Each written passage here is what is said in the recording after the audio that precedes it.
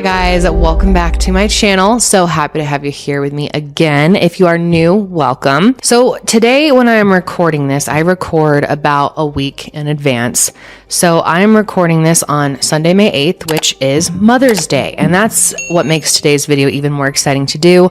I get to include interview clips today from Chance Englebert's mother. Today I'm going to be talking with you all about the unsolved disappearance of a 25-year-old father named Chance Englebert, and other important people in his life are also going to be helping me to explain this case fully. I know I always say this, but please be extra cautious about the things that you say in the comment section about Chance or about his family. Please just keep it kind, keep in mind that they are likely going to be reading through these comments, and we want to be helpful with our comments.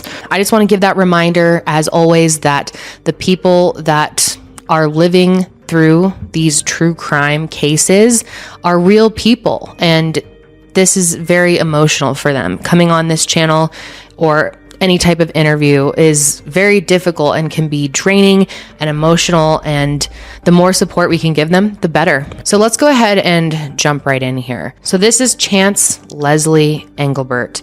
He was born on December 2nd, 1993 to his parents Don and Everett. He has two younger brothers, Miles and Clay, and the three of them were raised out on a ranch just outside of Edgemont, South Dakota. Chance was my big brother and best friend.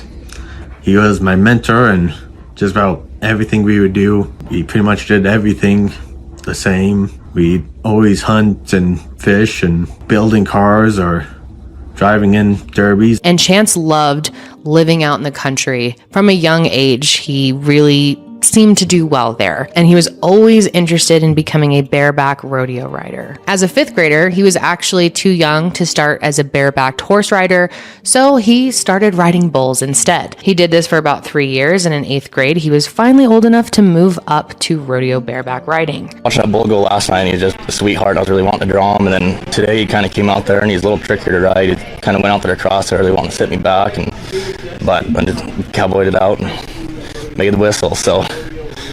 Feel pretty good to get that buckle already. Yep. All right. Yep. And First one from college, so. Let's talk about that. What's that like to finally have one in your hands? Oh, it feels amazing. I've been struggling so much in bareback riding. I just started riding bulls again this year, and just to overcome what I've accomplished this year is just amazing, and I'm just proud of myself, proud of my team for helping me and everything. And Chance's love for the rodeo was fully supported by his parents. His mother, Dawn, was always there to support Chance with everything that he did related to rodeo. When people ask me to explain Chance, that's when it gets hard. It's hard to explain something that's bigger than light. And he lit up a room since he was a little boy. As a baby, he was just beautiful and so good. And he was so smart. And he knew he wanted to be a cowboy. He was a great kid, a great brother. He would do anything for anybody.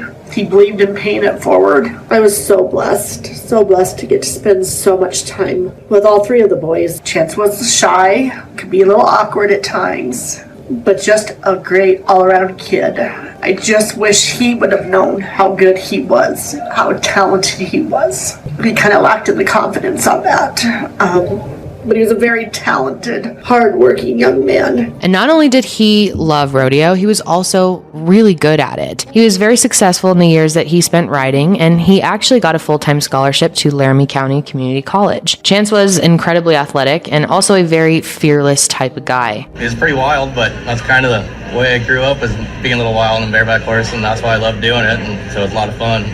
All right, and the year so far is going pretty good, huh? Yeah, so far, I don't know. It can always be a little better. I'm kind of traveling the middle of the pack, I guess, but this will help me out for the standings, and I think I'm sitting 4th now, so doing good. But if there was anything that he loved more than rodeo, it was his family. He loved his family and would do anything for them. And in one of his interviews, he was asked, "What do you like to do when you're not competing?" And he said, "I love to be on the family ranch, helping my parents with everything from fencing to trucking with my dad. I have to be outdoors, and the city drives me crazy. So anything outdoors, I love." So eventually he went off to college at Laramie County Community, and he studied welding and diesel mechanics to pursue work similar to his father. His interest in welding actually led him to take up a new hobby, which was working on on demolition derby cars, which I know absolutely nothing about this, but this was really important to Chance. And eventually he left the rodeo world and spent more and more of his time working on these cars with his family and some local friends. And that's how he actually met one of his closest friends,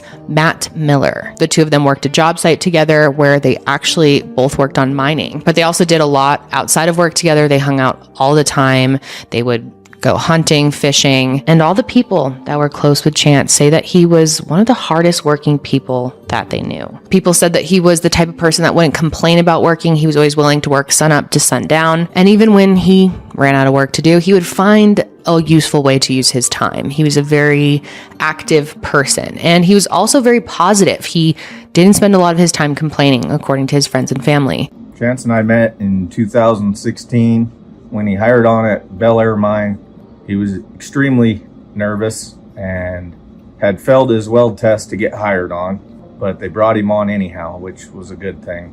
We spent a lot of night shifts getting him trained up on procedures and how to set his welder, all that good stuff, and he did finally pass. And that kind of kicked off our friendship. Throughout the next 3 years I worked with him, we got along really well. He was the type of friend you could call up at any time, and he would do his best to help you out. Didn't matter what he had going on, it seemed like. So let's go back to October of 2017. Matt and Chance actually had a plan to drive to Scottsbluff, Nebraska to pick up 2 derby cars that they were going to buy and then obviously work on together. But that wasn't the only reason.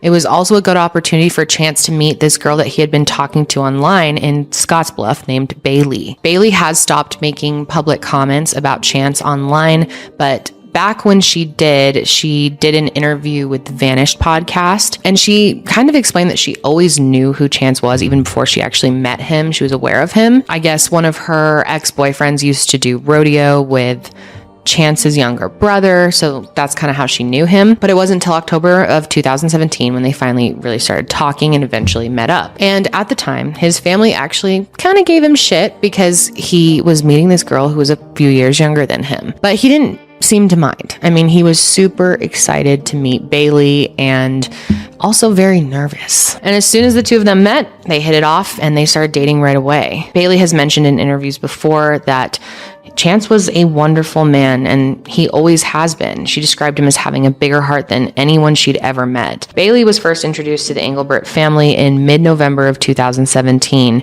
and the two of them seemed really happy at this point. And pretty quick, just after a year of dating, in October of 2018, the two of them decided to get married. And they had a very small wedding, very, tight-knit group, and it was on the anniversary of them dating. Now, when I talked to Dawn about the wedding, she said that she was made to feel like she was not supposed to be there. Of course, keep in mind that's the way that she perceived it, but she did not feel welcome. But she decided she wanted to go to support her oldest son, and she said that this caused some tension. And according to an interview given by Matt, Chance's friend, there was a small argument that broke out over some of Chance's family members attending. I was under the impression that Bailey didn't want Chance's family at the wedding, and there was a big backlash to that during that night after everybody got to drinking and whatnot. Okay, so Chance had his family at the wedding, and you were told that she maybe was not happy about that, and there was some type of fight that occurred around that.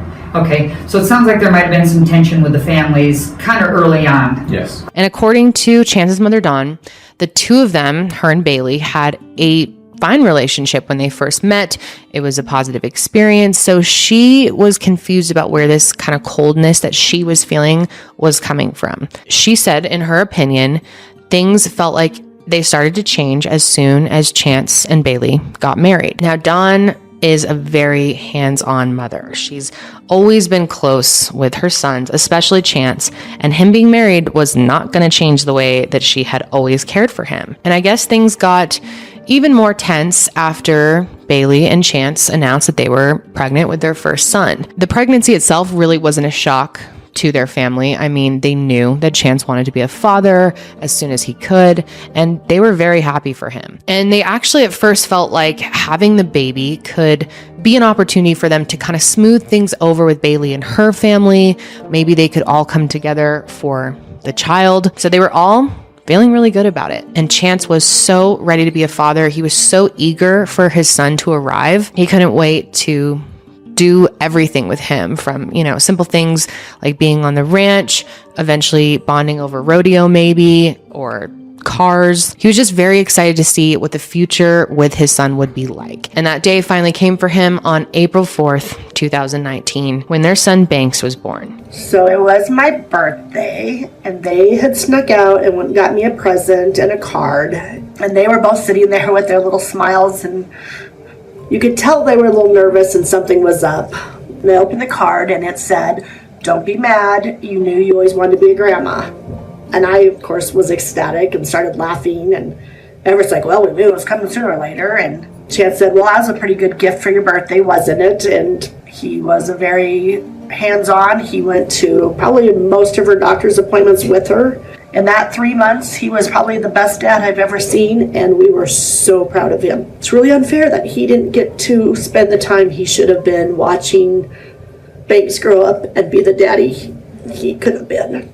I was at first shocked when I heard Chance was going to be a father, and I just didn't think it was about that time to start having kids or even thinking about having kids, but I was overall excited and happy for him, and I could tell that he was excited and happy and was ready to take it on. Around this time, Chance worked full-time to provide for their family, and Bailey actually was in full-time nursing school. Chance worked for a local coal mining company for years and eventually saved up enough money to buy them a house in Moorcraft, Wyoming. Now, Moorcraft is a small town. They have a population of less than 1,000. Chance was really excited about this house. He was very proud of it, and he felt like this was the perfect place for him, Banks, and Bailey. Some of Chance's closest friends have said in interviews that Bailey and Chance's marriage came with a lot of highs and a lot of lows. Like, they loved each other strongly, but then those lows were really hard for them. Bailey, back in the Vanished podcast interview, said that their marriage was great, that they rarely fought. And she said if they did fight, it could normally be resolved pretty quickly. But this, of course, does contradict what other people have said about their relationship. So who really knows? So before they even moved into their house in Moorcraft, they actually lived with Chance's friend DJ for a little while. And DJ has said that Bailey and him would get in a lot of fights, and that she often would accuse him of things he didn't do. And also sometimes she would blow things out of proportion. But again, who really knows? It's hard to judge someone else's relationship, right? But their relationship was rough enough that Dawn actually offered to put them through relationship counseling. She even told Bailey once that if she was so upset with Chance, maybe she should just leave him. She says that there were times where Bailey would just call her up and just be screaming about how frustrated she was with Chance or complaining about something he did. And, she really pushed them to go to counseling, but they didn't. Now, of course, all I have to go off of are Bailey's previous interviews. Like I said, she has stopped doing interviews at this point, and I find it really difficult to get a full picture of someone's relationship without being able to interview them as well or have more interviews out there. So, just keep that in mind. But Dawn told me that she was very concerned about their relationship and how often they were fighting, how bad things had become. So she, especially in July of 2019, really pushed them to try to sort things out. But Chance really seemed to be kind of tired of her help. He'd also been going through a really tough time that summer because he and 600 others had been recently laid off. And his friend Matt was also one of those people who lost their job. So Chance and Matt were both looking for new jobs around this time. And Banks was very young at that point, so he knew he had to find something quick. He was a new dad, and he knew that he needed to find something, even if it meant not making as much money as he, was before. He just had to get something. So both Chance and Matt ended up finding new jobs in the propane industry. Their start date was Monday, July 8th, 2019, and both of them were very eager to start this new opportunity. The job wasn't starting until after 4th of July, which meant he and Matt had 4th of July free, and they were very excited about that. And their original plan was to go hunting and fishing at Chance's family ranch. However, Chance ended up getting in a fight with his mom that week. It was at this point that he told her that she needed to lay off. She needed to stop meddling in his relationship. He felt like he just couldn't handle her constant feedback. And so when they had this argument, he actually told Dawn he wanted a week off from even speaking to her. This was especially hard for her because she loves her son, and the two of them spoke normally every day, but she said she respected his boundaries no matter how difficult it was. Everybody wants to know what the fight was about with Chance and I. We had 2 young girls in our lives, and things had been said that I was talking about one behind the other one's back, and I was always so careful on that. I didn't do things like that. If anything I said about Bailey that weekend, I would have said to Bailey herself, and most likely already had. Bailey always accused Chance of cheating on her. There was always a talk of that. Not sure when he would have had time to cheat on her, honestly, especially after they found out they were expecting, because he worked overtime all the time. Anytime that kid could get overtime, he was working. He never came to the ranch by himself. He never did anything without Bailey, so I don't really know when there was a whole lot of time. And he told me that night, I have never cheated on my wife. So I believe from October on, he was very faithful to her. I don't know what happened between them meeting and marrying. I'm not going to sugarcoat anything. I don't know what he would have done or had done. So that all just escalated, and one of the last things Chance had said to me is, give me the week to work on my marriage and stay out of it. And I said, anything you need, I'm here for you. The hardest, longest week of my life, and it wasn't anything that other families haven't gone through. We honestly didn't fight much. Our family just didn't. We'd go to bed and wake up and laugh at things. We just didn't fight. So this was very hard on our whole family. So obviously, because they weren't speaking and Chance wanted a break, Bailey and him decided not to go to their ranch that weekend. The Englebert family ranch is in South Dakota, and instead, just he and Bailey, so not Matt, were going to take Banks to Gearing, Nebraska to visit Bailey's family. I guess Matt was able to make other plans. There were no hard feelings, and they went separate ways for the holiday. So the drive from Moorcraft to Gearing is just about 4 hours, and the 3 of them drove out to Bailey's grandparents' house where they were invited to stay for the weekend. So on the morning of Saturday, July 6th, Chance talks to a few members of his family, including his father, and he talks to them about how he's so excited to start his job on that upcoming Monday. And on this call, his dad tells him that he has a package waiting for him at their house in South Dakota. So Chance says that he's going to come by the next day, July 7th, and pick it up. Then later that afternoon, Chance goes golfing with his father-in-law and his brother-in-law. And then later that day, he and Bailey had plans to go meet some friends of hers for dinner. Bailey said that she spoke to Chance on the phone that day while he was out, and she said he was in a great mood. And she said because he was in such a good mood and because it was a nice day, she decided to bring her son Banks out to the golf course to see his father and to see her dad and her brother. But by the time that she arrived, Chance's mood had changed drastically. She stated that the first thing that he said to her when she got there was, "Get the fuck back in the car, we're leaving." Now, it seems his anger was related to a comment made by either Bailey's father or Bailey's brother about him making less money at his new job. The exact wording isn't known, but that is according to Bailey from previous interviews. She also said that this was something that Chance took the wrong way. Personally, I can see how he took it the wrong way. That would be very hurtful. So I guess when they all got back in the car, he told Bailey that he wanted to go back home right away. He didn't want to stay at her grandparents anymore. But Bailey tried to convince him to stay. She drove him back to her grandparents' house, but she said that he had consumed alcohol while he was out at the golf course, and it made it difficult to reason with him. And she said when she pulled in the driveway of her grandparents' house, he said he wanted to go home, not back to her grandparents' house. He wanted to go back to Wyoming. He didn't want to spend any more time with her family, so she said she was going to go into the house and pack up their bags. So they pull up to her grandparents' house in the driveway around 7 p.m. And she says that instead of going inside to pack, Chance starts to walk off. And she says she grabs Banks out of the car seat, runs inside, gives him to her grandmother, and then as soon as she comes back out, Chance is already gone. She said at first she wasn't too concerned. She said it was very typical of him to take a walk and kind of, blow off steam, think about things. But, and again, this is all according to Bailey from the Vanished podcast. She said she then hops in her car and starts looking for him. She wanted to know where he was. So she says she drives around looking for him. She made several attempts to call him and he didn't answer. So eventually there was a big storm coming in and she decides to go back home. Now, this is key. It has been reported that Bailey said that she spoke to Chance on the phone around 7:45 p.m., but that he hung up on her and she was unable to reach him after that point. And in this call, Chance supposedly told her that he was walking south towards Kimball. And she also said that based on their past fights, she figured he would just come home eventually.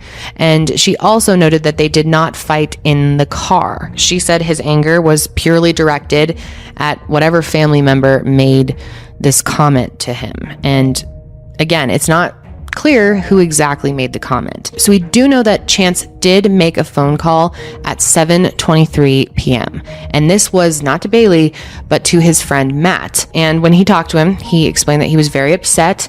He explained the comment that Bailey's family member made to him and why it hurt his feelings. And he said he wanted him to come pick him up. He wanted him to come pick him all the way up in Gearing and drive him back to Wyoming. So as we know, that's like 4 hours. And Matt is celebrating 4th of July. He has friends over and he'd also been drinking. So he told Chance that he wasn't able to pick him up, but he would make some calls and see if there was anyone else who could. And in this call, Chance also mentioned that he was walking northwest towards Torrington, which is a town right across from the Nebraska-Wyoming border. Now, the exact reason why Chance was trying to walk this far is unknown, but it's probably because he wanted to get to Wyoming as fast as possible. And it's also the complete opposite direction that he told Bailey he was going. I mean, remember, he told her he was headed south, and he told Matt that he was headed northwest. So Matt has noted that Chance did not seem drunk when the two of them spoke. And he also said he was very vague when referencing whatever fight he had gotten into. And as soon as the two of them got off the phone, he actually called up Chance's family, hoping that someone over there could go and pick him up. Whether they went from Edgemont to Gearing or Edgemont to Torrington, Matt thought they were likely the closest people to him. So the call from Matt comes into Dawn around 7:45. Matt explains that Chance was very upset because of a comment that was made about his income and his new job, and that he's hoping one of them can come and pick him up. Saturday night, about 7:30, Everett and I were just sitting in the house watching TV, and I got a call from Matt, and he said, "Hey, Mama Dawn, we've got some trouble." And he's like, "Well, Chance just called, and he had a fight with the in-laws, and he wants out of Nebraska, and he needs a ride home to Wyoming." I told him that we probably couldn't get down to get him, but that I would find a ride for him. "So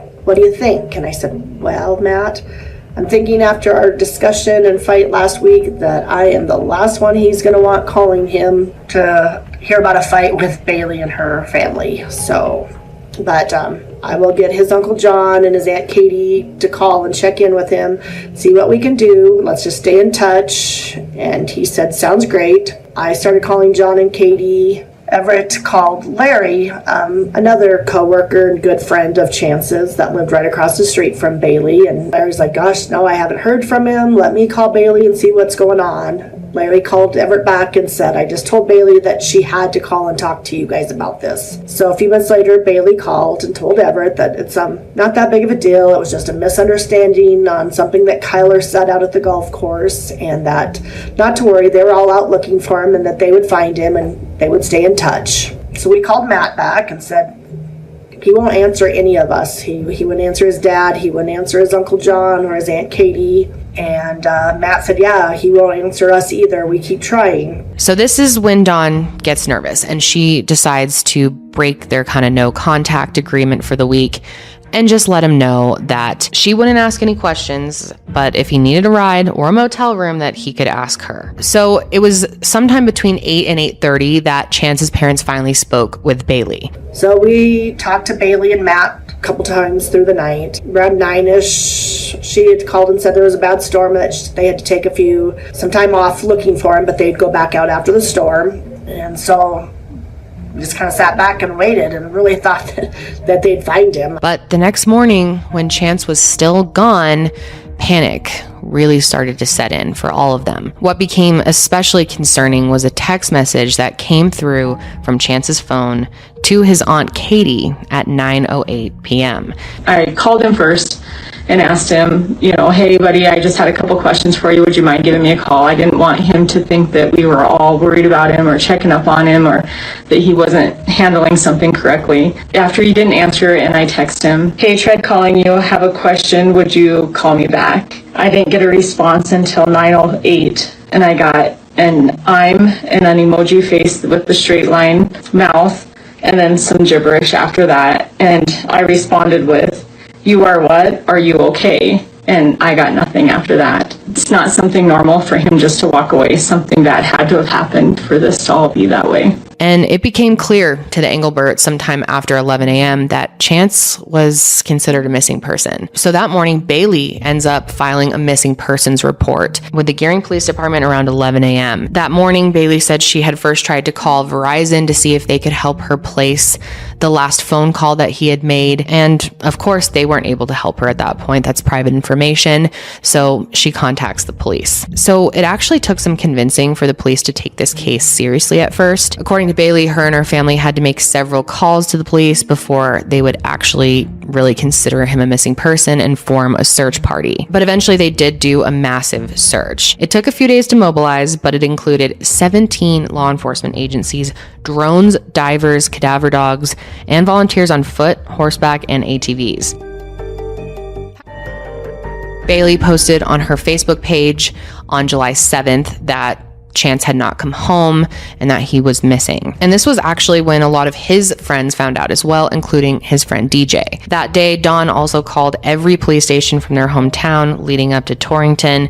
And when she got a hold of Torrington PD, they said they'd already been in contact with Bailey's father and were aware of the situation. So Dawn called anyone she could think of who may know Chance and could possibly have heard from him. She also spoke with Bailey on the phone for a few times, and they offered her to come down and stay at their place in Gearing so that they could be close to the situation. However, she turned them down because she felt like she should be back at home just in case Chance showed up there. And then she had Matt stay up in Moorcroft in case Chance showed up there. So when Chance didn't show up to Matt's house by afternoon, he decided he was going to drive up to Gearing and look for him. But of course, he had that new job starting the next day, so he could only spend, a few days looking for him. We wanted to go down right away, but we didn't because Dawn had asked me to stay and go to work at Blakeman's the first day we were supposed to be back to see if Chance showed up there.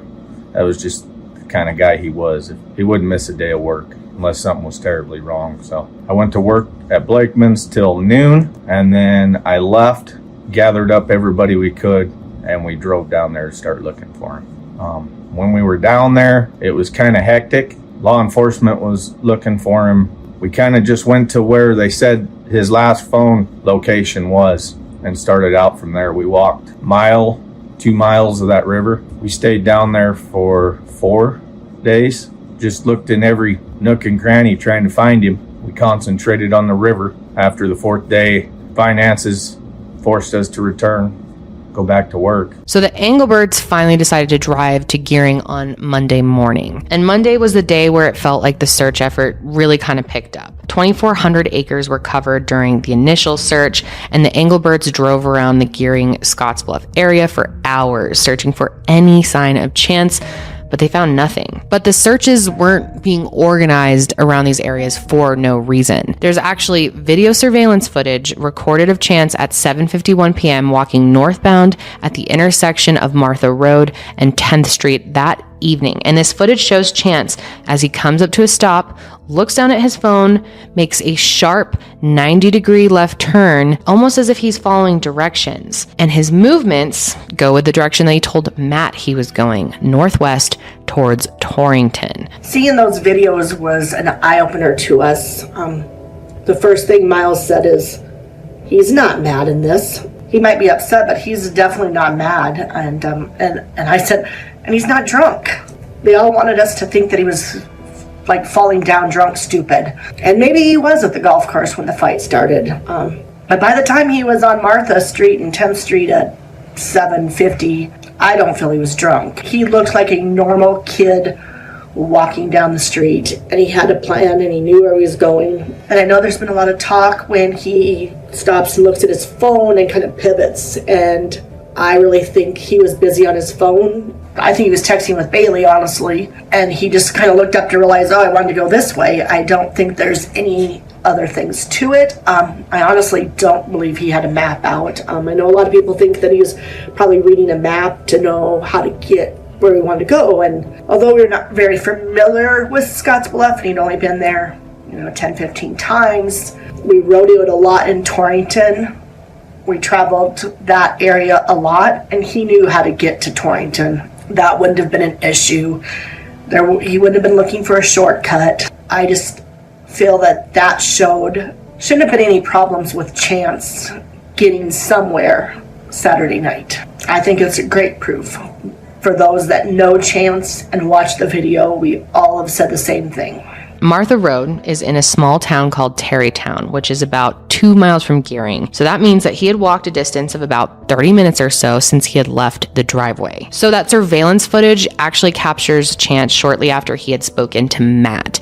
And it's right around the time that his family is, sending texts to him, calling him, trying to get a hold of him. And Bailey also said that she was looking for him around this time, but was not successful at actually locating him. And then they actually uncovered more surveillance footage that is from a Ring camera. Now, this footage is a lot less clear, but authorities do say that they're certain it's Chance, and he's seen walking west on Stable Club Road. One other thing that I've mentioned a few times in this video, but haven't really explained, is the big storm that came in that night. This was a major factor in his disappearance. There was a massive storm that rolled through their town that night. It began sometime around 9 p.m. and lasted approximately 45 minutes, and there was about an inch of rainfall. And the North Platte River, which runs right through Tarrytown, rose 8 inches. That's quite a bit of rain, and there was also a lot of thunder, lightning, and high-speed winds. And the police were able to get location data from Chance's phone, and that reportedly last pinged off a cell phone tower near a truck stop gas station called the Western Travel Terminal, and that was about 10 p.m. The investigators have noted that this data is rather unspecific, and the ping could span an area of about a few miles long. But what's interesting about the location of that ping is that it's only 4-ish miles away from Bailey's grandparents' house, and the time it pinged was around 10 p.m., which would mean that Chance only traveled about 3 to 4 miles in the 3 or so hours that he had been gone. So all of these factors are contributing to this search and what they do know. They know about this storm, they know about the surveillance footage, and then the cell phone tower ping. But when they couldn't find any more information right away, they felt a little hopeless, especially Bailey. She actually supposedly, again, this is alleged, but Bailey, according to Dawn, said that she felt like Chance was going to be coming home in a body bag. And she says this was only 2 days after he had first disappeared. And on that Tuesday, Bailey was asking the Gearing police for a death certificate, which is pretty quick. Now, this death certificate has caused a good deal of drama in this case, as you can imagine. Many people, including the investigators, have found this to be a red flag. I mean, Chance was still considered a missing person. This is only a few days into his disappearance.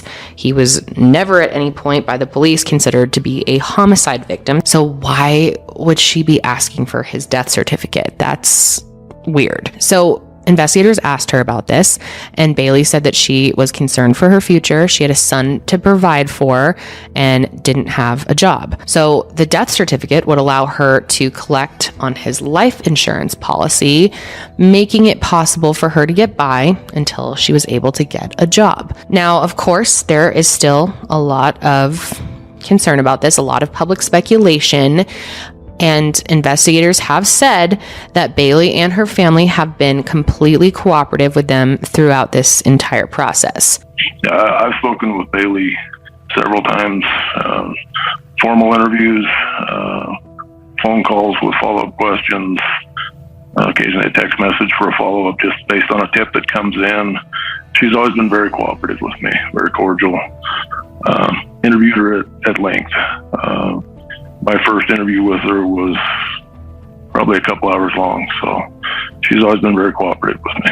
Also, of course, we've got to remember Bailey was very young at the time. She was only 20, and grief, of course, looks different on everyone, so we got to keep that in our minds. But obviously, it's weird. I see why this rubs people the wrong way. So search efforts continued heavily in those first few days. 280 miles of terrain were searched, and the Nebraska State Patrol helicopter logged over 100 miles. So early on, the investigators had some different theories of what could have happened here. At first, police did not expect foul play, and the storm was really their biggest theory, you could say. They felt like maybe the storm led to a horrible accident and caused Chance's death. Because he was close to several different bodies of water at the time that he was last seen, investigators thought maybe he was swept up in the storm and fell into the water. And if he didn't fall in, it was thought that maybe he became hypothermic, which could also lead him to a dangerous situation. And hypothermia may have also explained this very strange text that he had sent to his Aunt Katie. Although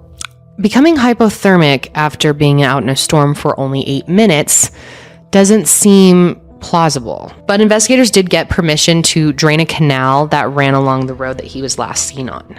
We've gotten compliance from the Gering Central Canal folks. They've been able to shut the water down for us starting at where it comes from the river. So we have people searching, walking along the canal now. We also have a drone right now up in the air going from Five Rocks Road and Stable Club Road. They're going to follow that canal all the way east to where it dumps into the river again. This footage comes from a press conference that was held on Wednesday, July 10th, 2019, and a lot of information was shared with the public during this press conference. They shared important time frames for people to look at in case someone was outside during the storm. That storm rolled through shortly after 9, 9:15, somewhere around there, was done around 10 o'clock. That's kind of a critical time for us to be looking at if anybody saw somebody walking around during that time, especially, because that would be a time you wouldn't expect to see somebody out walking around. But the idea that Chance was just swept up into this river does not even feel remotely possible for his family members. Chance's whole family and his friend Matt have been very vocal about how capable Chance was. They said, he's a countryman. He is not going to put himself in a situation that would put him at risk of falling into the water. They just can't see a situation where that would happen. And that whole theory makes no sense to them. They just feel like he's too tough and he's too knowledgeable about the outdoors to fall victim to nature like that, especially in those conditions. Chance was born and raised for that kind of weather. There's just no way it could take him. I've hunted with him for 2 years beforehand. The guy could cover country. I like to call him a mountain goat, man. He left me in the dust anytime we went hunting. He was beyond belief an outdoorsman. There's just no way the weather took him. Now, even if this theory is true and Chance did end up in the river, they have not been able to find a body. So that's very difficult to wrap your mind around. Of course, though, it is possible for a body to become lost in a river for a long period of time. But again, this does not feel right to his friends and family.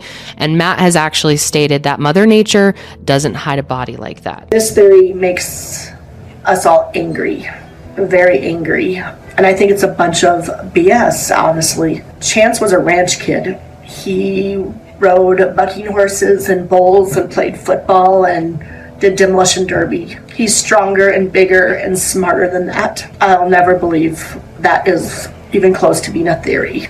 I think the only way he ended up in the North Platte River is somebody dumped him there, honestly. But that's my theory. So another theory that has been put forward is a robbery gone wrong. Maybe Chance was in the wrong place at the wrong time. Maybe he was just a victim of bad luck and that he was robbed. Or maybe he trusted the wrong person, got into the wrong vehicle possibly, and something terrible happened to him. But these theories really don't have any evidence. I mean, if this was an accident, you would likely find some trace of that, some clothing, a cell phone. And if someone took him or if he walked away, you would think there would possibly be some activity on his credit cards or maybe some footage of that, maybe an eyewitness, something, but there's no evidence of anything. So the lead investigator in this case actually says that they are treating it like a homicide and they will do so until there is evidence to prove otherwise. And detectives have also said they've gotten help from the FBI.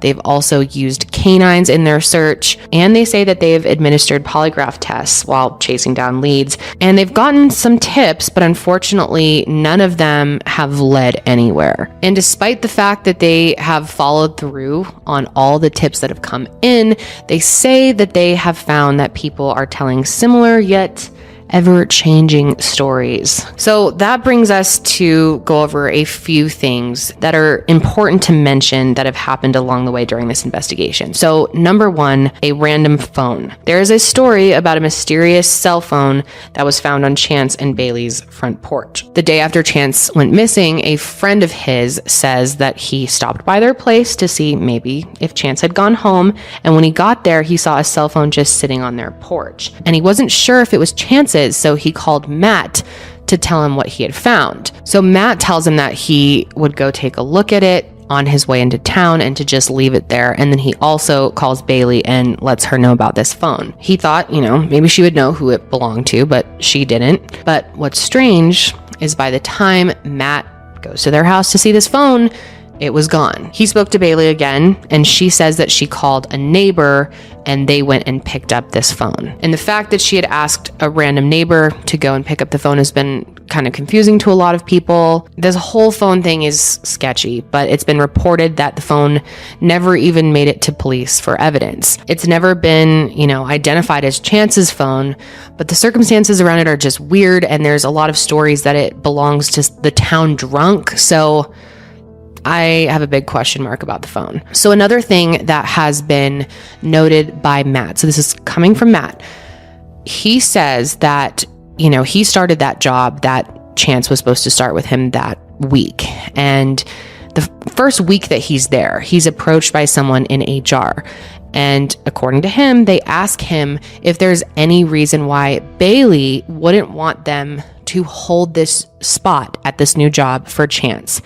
Because apparently she had called them and she allegedly asked them to cash a paycheck and asked about his 401k. And allegedly this is when she brought up not holding his job. So when Chance first went missing, his family actually contacted this new job and they were told that the job would be waiting for him when he came back. So Matt says that when he heard Bailey didn't want to have the job held for him, he was confused. So you're telling me that his wife went to his employer and told the employer to not hold the job? Is that Along what you're those telling me? lines, yes. Okay, and so because of that, they went ahead and released that? HR came straight to me and asked me about it. Okay. And I said no.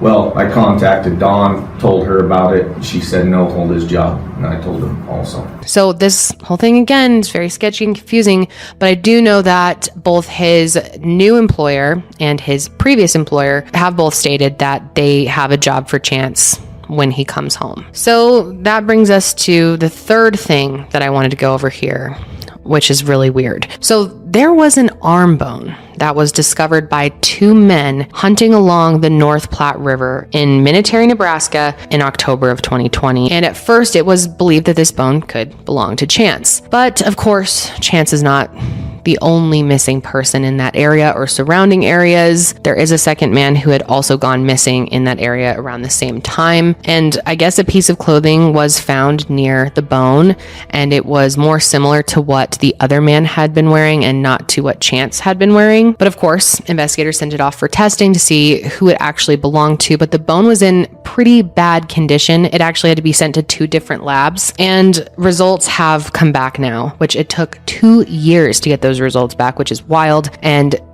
turns out this bone does not belong to Chance. So very early on into Chance's disappearance, the Engleberts became aware that Bailey's family had hired lawyers. Dawn said she felt very confused by this because she didn't realize that lawyers would be something they needed, especially so early on in a missing persons case. Of course, lawyering up can look suspicious and can be suspicious, but there is a point to be made that doing so can kind of fast track or encourage the police to work harder to find your missing loved one. So it's something that other people have done, but hiring lawyers has definitely made people in the public feel uneasy, and it's understandable because there's plenty of other reasons why you could hire a lawyer. It's also important to add that at no point has Bailey invoked her Fifth Amendment rights. And again, she's been cooperative. She's answered any and all questions from police. They have put out a statement saying that she's been interviewed multiple times at length and very willingly. There have been a lot of rumors and accusations on social media towards all members of the family, but I can only speak to the ones that involve law enforcement, as I cannot speak for them. And like I mentioned, her and her family have decided not to do any more public interviews. You know, this could be for many different reasons. They have gotten a lot of, hate online, probably more than hate. That's honestly a light way to put it. They've gotten death threats. So that can be very scary. Obviously, some people feel that it's very strange that they haven't spoken out. And I feel like with the information that's available here, it's really hard to make a judgment call on that. But what's really unfortunate here is, to this day, tensions between the Englebert family and Bailey's family have been extremely high. And you'd hope that something like this would bring families together, but it has really done the opposite, which, with so many things going on, and there's a lot that we're not talking about because it just falls into the category of he said, she said, hearsay, rumors and gossip and pointing fingers. With all that going on, it's understandable how tensions could be so high. But the Engleberts have said that they have tried to support Bailey emotionally and financially through all of this. And they say no matter what they've done, it has been met with coldness from Bailey and her family. They actually have no communication with Bailey at this point, which is very sad considering there's a child involved. Dawn says that she really doesn't agree with the way that their family have handled everything. She has a lot of questions for Bailey, but she wanted to remain close in order to stay in her grandson's life. That has not happened though, and it's been 2 years since she's seen Banks, which is really most unfortunate for him. But in their last communication, it was made clear that Bailey doesn't want anything to do with Dawn and that she blames Dawn for Chance's disappearance. Obviously, there's a lot of drama here. There's a lot of back and forth, and we could sit here and talk about all that all day, but I felt like it was important in this video to just focus on the facts and what we do know about Chance's last day and his last known location, and hopefully we can focus on, finding him or getting answers for all of them. Our biggest thing, we need prayers. We need prayers for strength to continue to fight for Chance. We need prayers for answers. We need people to talk. We need them to quit being afraid. I feel somebody's seen something, knows something. Whether you call one of the tip lines that we have, call the Gary PD, call the Scotts Bluff Sheriff's Department, call the Scotts Bluff City Police Department. I think we need calls to upper government and asking for new eyes to come in. There's way too many young missing men that don't get what they deserve to be found. And I think we need some bigger eyes out there finding these kids and finding Chance. Send an email, call, and beg that somebody helps take on these cases. We need new, fresh eyes. I need people to keep sharing Chance's story, keeping his picture out there, his beautiful smiling picture, because Chance will not be forgotten. We will not let him be forgotten. So there's currently a $17,000 reward for anyone who has information that could lead them to Chance. Chance was last seen wearing a short sleeve button-up Wrangler shirt that had a grayish purple tone to it, and dark blue Wrangler jeans, rope-style boots, and a black and white trucker hat. He is 5'9", 195 pounds, and has light brown hair. If you have any tips or any information, please consider bringing that forward to the right people. There are actually several lines that you can call, and you can remain completely anonymous. And these numbers will all be available in the description box. You can also help the Englebert family by purchasing any items that they are selling in his honor. And the money will go towards keeping up their billboards and their search efforts. I've decided to donate to their family to keep those billboards up for